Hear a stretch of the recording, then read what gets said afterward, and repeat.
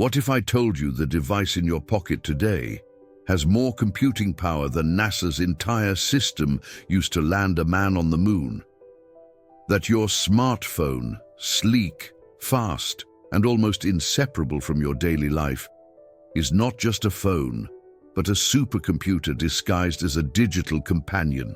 We take it for granted now, the ability to talk to anyone, anywhere in seconds, to capture 4K videos, navigate entire continents, or check our heart rate, all from a device smaller than your hand. But this power, this intimacy with technology, didn't happen overnight. Welcome to the evolution of smartphones, from brick to pocket supercomputer. This is not just the story of a gadget. It's the story of how we, as a species, learned to shrink the world. A tale of engineers, dreamers, and relentless competition, from the first bulky mobile phones that looked more like military gear than consumer tech, to today's ultra-thin, AI-powered marvels that shape our every decision, conversation, and memory. Why does this story matter? Because the smartphone didn't just change how we communicate, it rewired how we think, work, connect, and even love. It became our camera, our map, our bank, our library, and for many, even a lifeline. Few technologies in history have altered the human experience so swiftly and so completely. In this documentary, we'll trace the path from obscure engineering labs of the 1970s to the glittering launch stages of Apple, Samsung, and beyond. We'll meet the visionaries who saw the future before it arrived, and the rivalries that turned phones into status symbols and cultural weapons. This is a journey through time and innovation, a story of how the mobile phone didn't just evolve. It exploded into a global revolution. And by the end, you'll see why the smartphone is not merely a tool, but perhaps the most defining artifact of the 21st century. Long before anyone imagined a pocket-sized supercomputer, the desire to communicate across distance was already embedded in the human story. In ancient times, it was fire signals over hilltops, drums echoing through the jungle, or messengers running through empires. The need was clear. Time was precious, distance was deadly, and communication could mean the difference between survival and silence. As civilization advanced, so did the tools. From letters by horseback to the Morse code tapping along electric wires, each generation reached further. But for centuries, communication was still tied to location, to wires, cables, or roads. The telephone, invented by Alexander Graham Bell in 1876, was revolutionary, but it was chained to the wall. The idea of speaking to someone while walking, traveling, or working miles away, that was the stuff of science fiction. And yet, by the early 20th century, that fiction began to take form. The seeds of mobile communication were planted not in the consumer market, but in the brutal necessities of war. During World War I and especially World War II, military engineers experimented with two-way radios, heavy, clunky, and limited by range, but powerful enough to connect troops in the field. These early radio telephones laid the foundation for something greater, the idea of portable voice transmission without wires.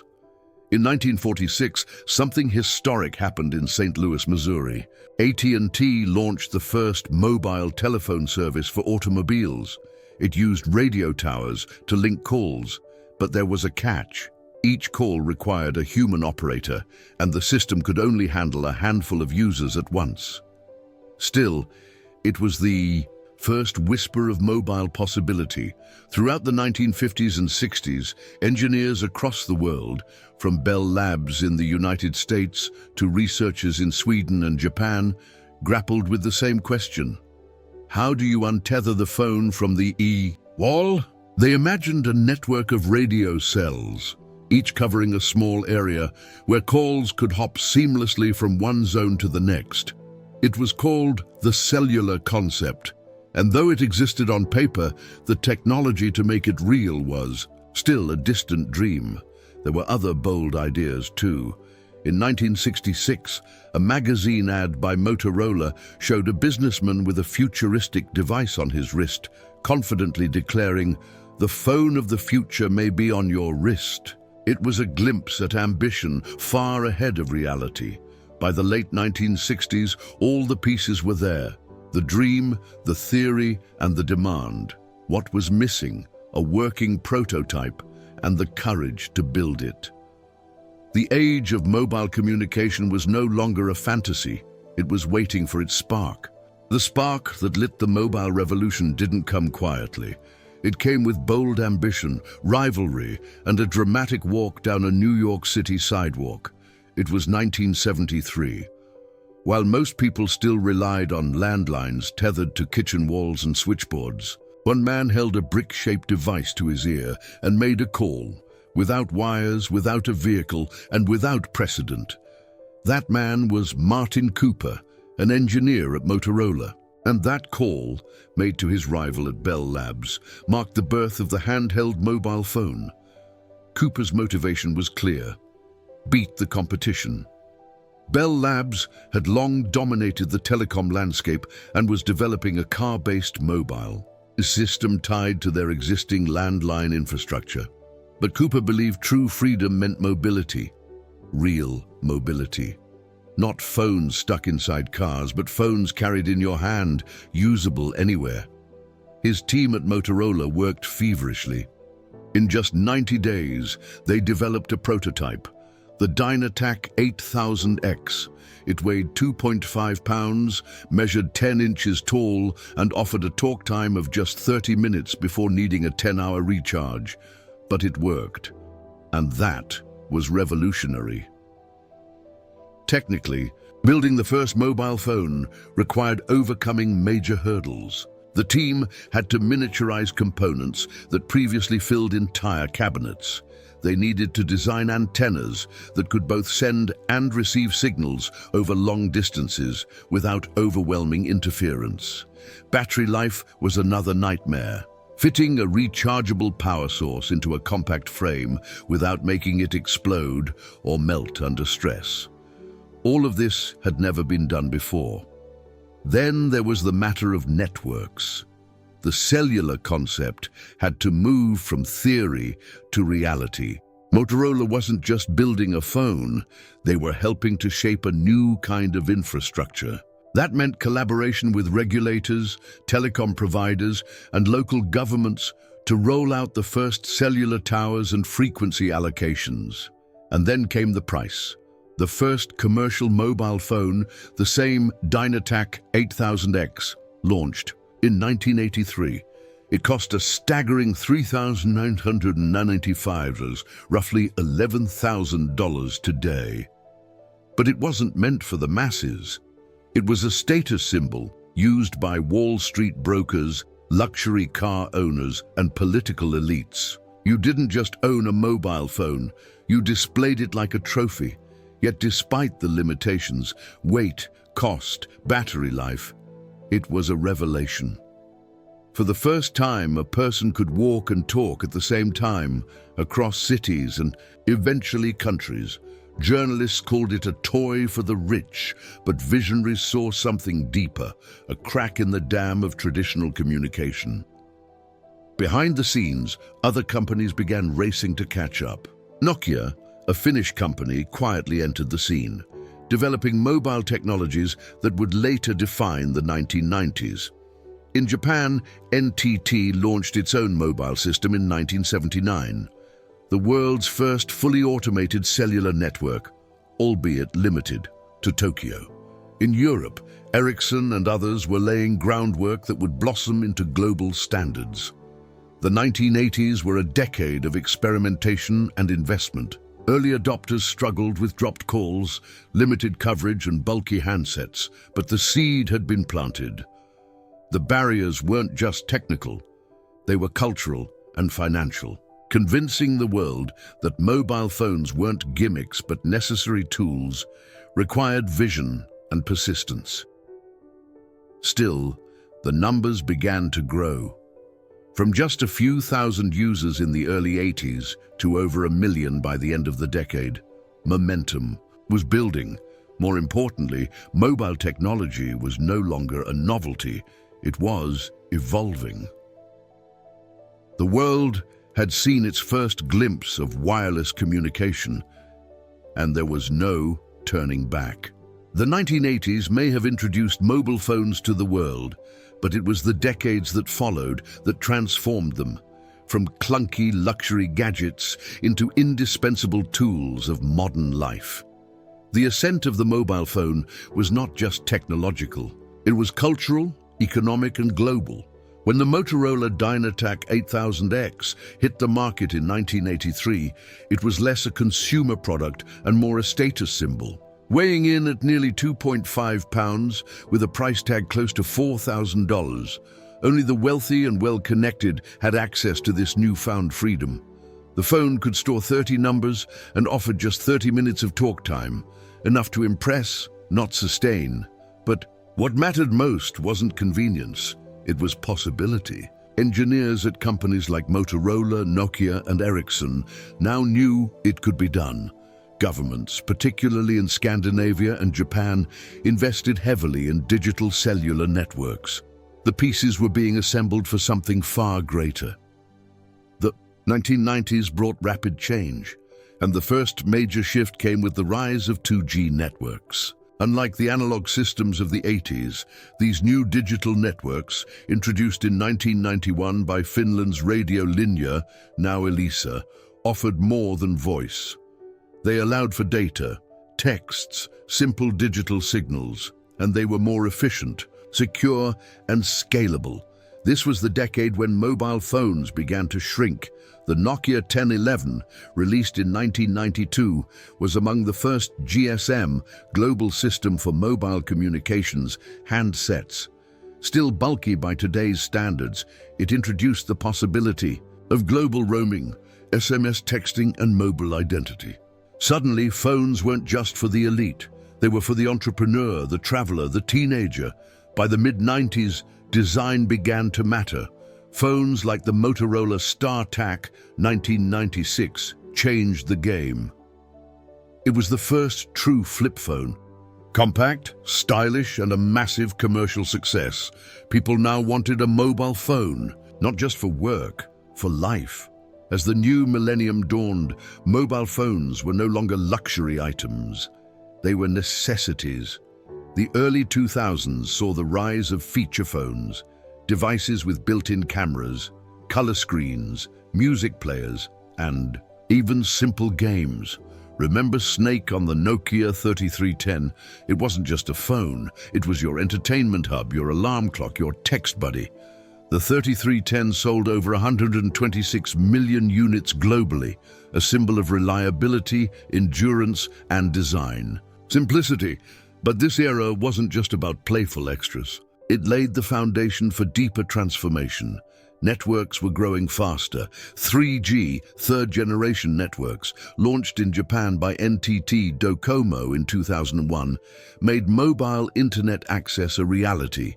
Now you could browse the web, send emails, and stream audio, all from your pocket. Companies experimented wildly with form and function. BlackBerry devices, like the 6210 and later the iconic Bold, catered to professionals with full QWERTY keyboards and encrypted email. In South Korea, LG and Samsung produced flip and slider phones that dazzled with design. In the US, Motorola's Razr V3 became a cultural phenomenon, ultra-thin, metallic, and futuristic. Still, one question lingered. Could a phone be more than a communication tool? Could it be a platform?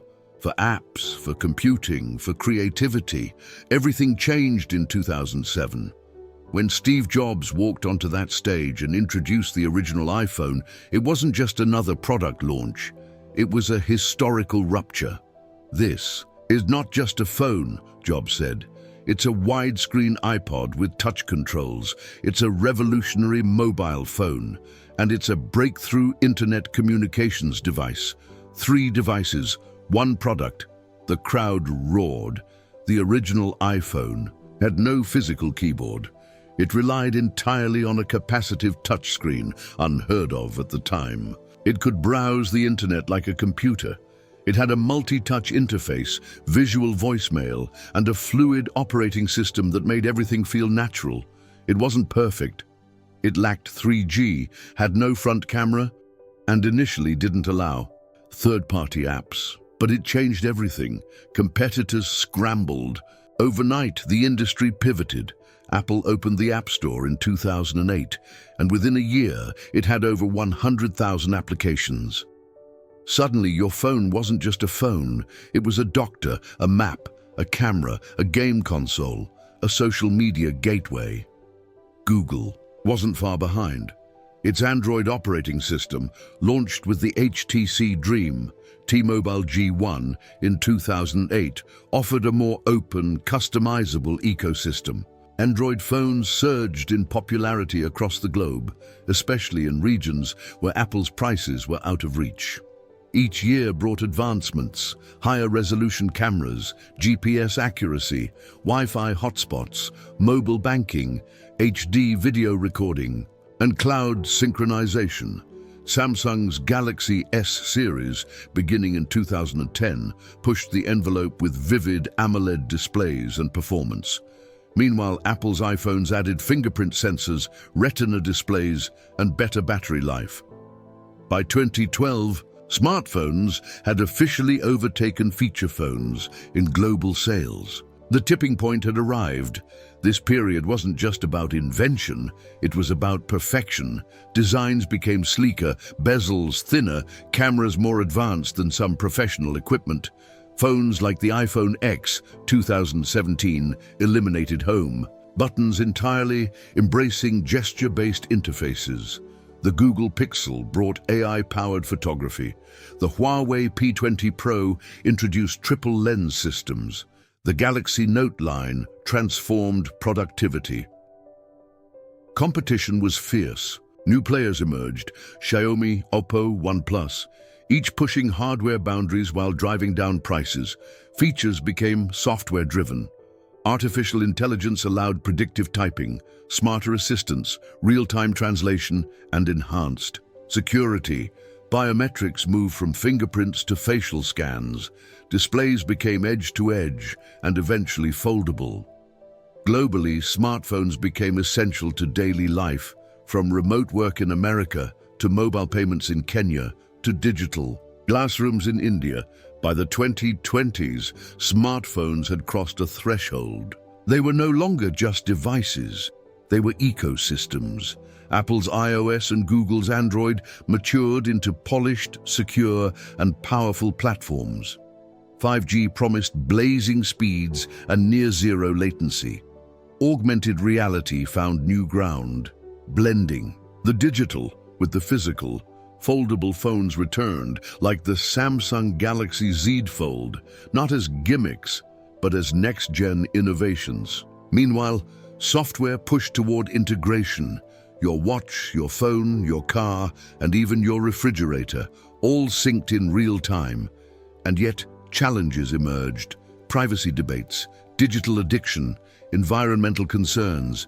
The ascent had not been without consequence, but there was no denying the transformation. What began as a bulky brick in 1983 had become the center of modern existence by 2023.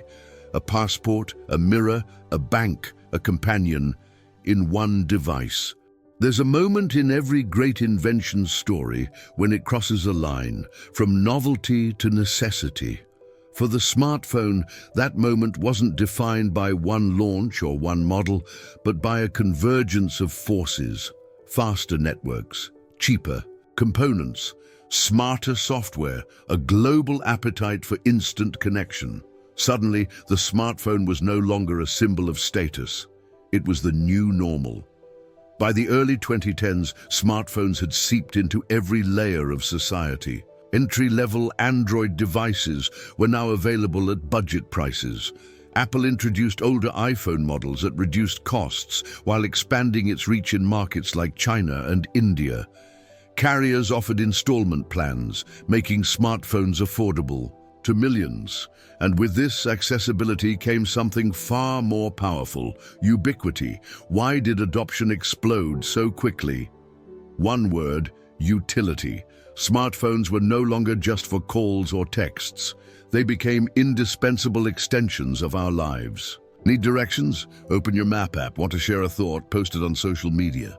Paying a bill, hailing a ride, tracking your steps, finding a recipe, managing your business, all flowed through the same slim device in your pocket. Social media platforms like Facebook, Instagram, Twitter, and later TikTok were designed for and grew because of mobile users. Apps became more than software. They became environments, economies, even identities.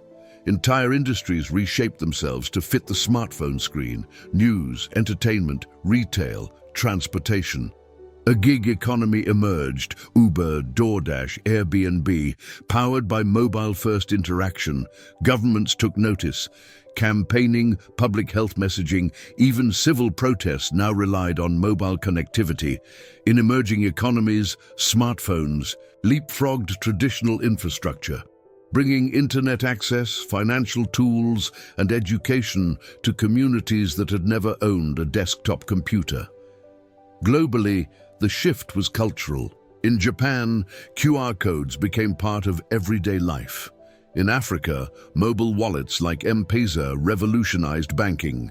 In the West, face-to-face meetings gave way to FaceTime, Zoom, and WhatsApp calls. The device was no longer an accessory. It was the interface through which people experienced the world. And behind it all were the giants: Apple, Google, Samsung, Huawei, each shaping not just products, but behavior. Their choices determined what we touched, how we swiped, what we saw, and even what we believed. The smartphone had become the gatekeeper of attention, and nothing was more valuable. This revolution didn't just happen in boardrooms or factories. It happened on buses, in classrooms, on sidewalks. Every time someone pulled out a phone and tapped into a world bigger than themselves. That's the power of mainstream adoption. Quiet, total, irreversible. Today, we live in the age of refinement. The core idea of a smartphone hasn't changed much since the late 2000s. A handheld, touch-based device that connects to the internet, runs apps, and doubles as a camera. But the details, they've been sharpened to near perfection. Walk into any phone store now, and you'll see the legacy of 3 decades of evolution. Edge-to-edge OLED displays with billions of colors, glass bodies engineered to survive falls, cameras that rival DSLRs, and processors that handle trillions of operations per second. The average modern smartphone is more powerful than the laptops that powered businesses just a decade ago. But performance is no longer the headline. Experience is. In this contemporary era, manufacturers race not just to make faster phones, but smarter ones. Apple's A-series chips, Google's Tensor processors, and Qualcomm's Snapdragon lines all prioritize AI, facial recognition, voice assistance, computational photography, predictive text. Every touch, swipe, or search is shaped by algorithms that learn from you. The ecosystem around smartphones has also expanded. Smartwatches, wireless earbuds, tablets, and even connected home devices all orbit around your phone. Your thermostat, your fridge, your car dashboard, all can now be managed with a few taps. This is the age of the Internet of Things, and the smartphone is its beating heart. And yet, with this power has come complexity. Phones now occupy every waking moment, buzzing with notifications, feeding us content, tracking our location, logging our heart rate. Screen time has surged. Mental health experts warn of digital burnout, especially among teens. Privacy debates rage over how much tech companies know and how they use it. What started as a tool for freedom has also become a mirror of our dependencies. Environmental concerns have also come to the forefront. E-waste is rising, and the production of smartphones depends on rare earth minerals and energy-intensive processes. Activists and forward-thinking companies now push for greener tech, phones that last longer, are easier to repair, and are manufactured responsibly. Meanwhile, the market has diversified. While Apple and Samsung dominate the high-end, brands like Xiaomi, Realme, and Vivo compete fiercely across Asia, Africa, and Latin America. Foldable phones, once dismissed as gimmicks, are gaining traction. Gaming phones with cooling systems and dedicated GPUs cater to a growing niche. Rugged phones target field workers and adventurers. Globally, over 6.9 billion people now use smartphones, nearly 86% of the world's population. And the average person touches their device over 2,600 times a day. It's no longer about access, it's about influence. We've entered an age where smartphones are not evolving to impress us, but to blend in, to disappear into the fabric of daily life. The lines between physical and digital, between human and machine, are thinner than ever.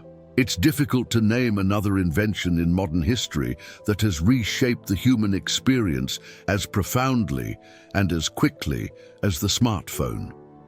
In less than 4 decades, it has redefined how we connect, how we work, how we learn, and even how we understand ourselves.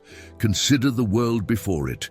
Maps folded in glove compartments, alarm clocks buzzing on nightstands, letters taking days to arrive, cameras reserved for special occasions. Now all of those live in a single device that fits in your hand. The smartphone condensed entire industries, navigation, photography, publishing, retail, entertainment, into digital icons on a touchscreen. And it didn't stop there. The smartphone accelerated the global flow of information. Revolutions were live-streamed, movements were organized through group chats, cultures blended as memes, languages, and ideas leapt across borders. A farmer in rural Kenya could access market prices in real time.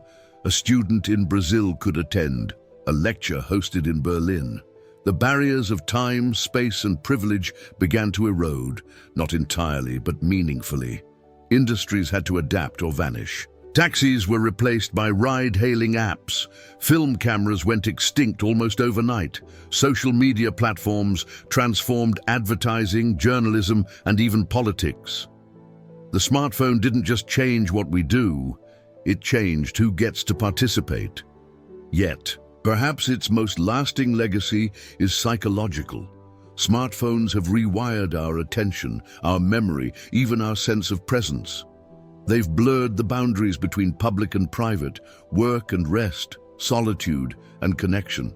They've taught us to reach for knowledge instantly, to document our lives continuously, and to expect access to everything at all times. And this legacy is still unfolding. The smartphone was not a final invention, it was a doorway. It gave rise to app ecosystems, digital economies, cloud infrastructure, AI-driven interfaces, and wearable tech. It was the launchpad for everything from virtual reality to mobile health diagnostics. When historians look back on the early 21st century, they won't mark this era by one war, one president, or one ideology. They'll mark it by a device, a simple rectangle of glass and silicon that changed what it means to be human. Now let's step into the unknown. So where do we go from here? If history has taught us anything, it's that the smartphone is far from finished. It continues to evolve, not just in design, but in purpose. The future of smartphones won't be defined by sleeker screens or faster processors alone. It will be shaped by integration, intelligence, and invisibility. One major frontier is artificial intelligence.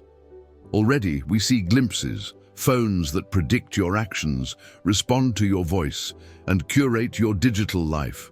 But AI is just getting started. Future smartphones may become proactive companions, scheduling your life, screening your calls, even detecting your mood through tone and expression. The line between assistant and partner will blur. Then there's augmented reality.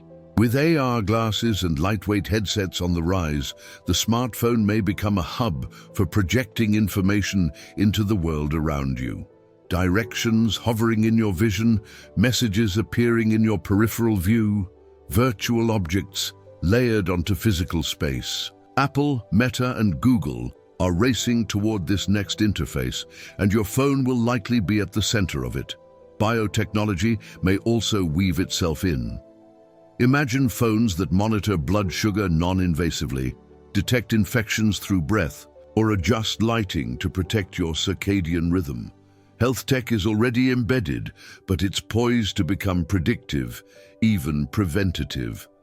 And what of form? Foldables, rollables, and even implantables have entered early experimentation. Will the smartphone disappear into the fabric of our clothing? Or perhaps into our bodies altogether? Of course, with this future comes responsibility. Questions around surveillance, addiction, digital rights, and environmental sustainability will only grow louder.